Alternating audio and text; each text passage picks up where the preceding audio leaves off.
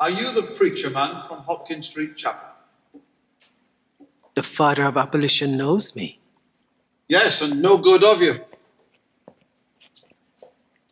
Cozy little place you have here. You should join me for afternoon tea one of these days. The rats are very hospitable. I'm sure. Have you come to free the slaves, Mr. Wilberforce? It'll take a bigger man than me to push an abolition bill through.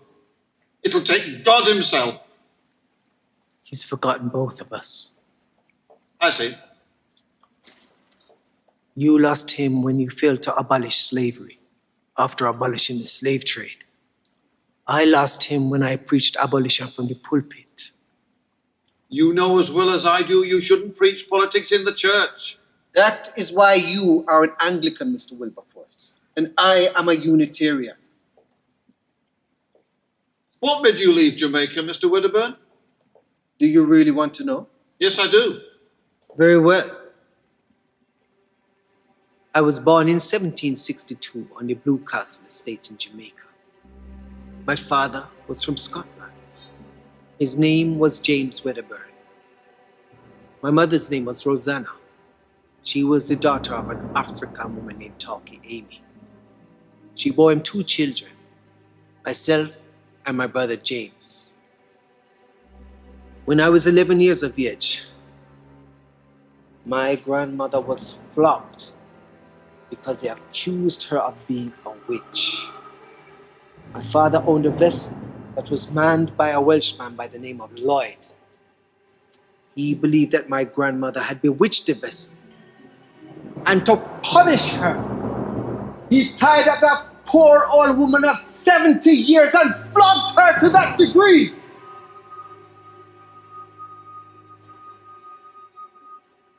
Ever since then, I've committed myself to the abolition cause. I was given my freedom. I came to England and made my home in the Unitarian Church. And you married an Englishwoman? Yes, Lizzie. She believes in the emancipation of all forms of slavery and the right of women to vote and to preach in the church. You know what she said to me? She said if they were to kill us both in our campaign to abolish slavery, she would kiss me with her dying breath. I set up a Unitarian chapel on Hopkins Street in Soho.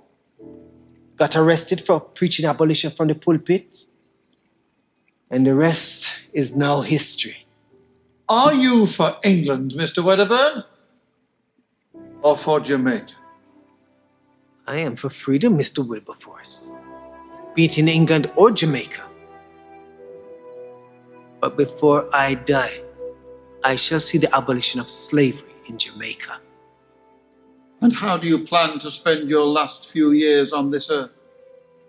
It is not I that shall be leaving it, but you, Mr. Wilberforce.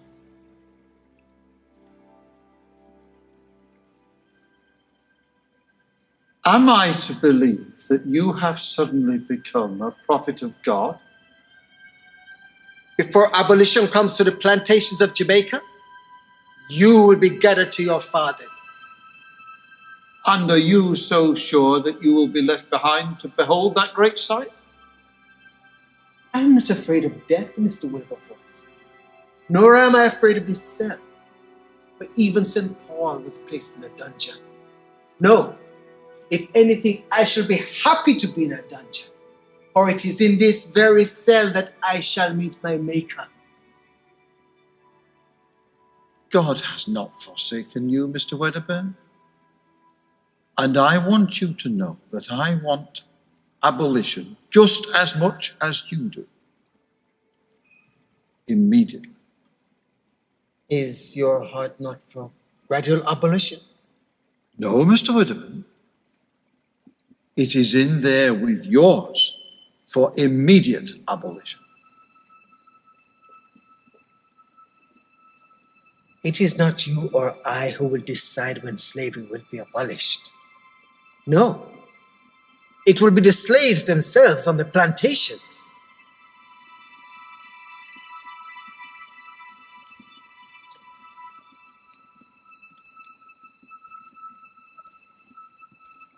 At about midnight tonight, the slaves will attack the plantations.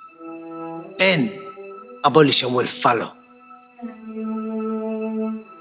Go home to your family, Mr. Wilberforce. The abolition of slavery, it's outside of your hands.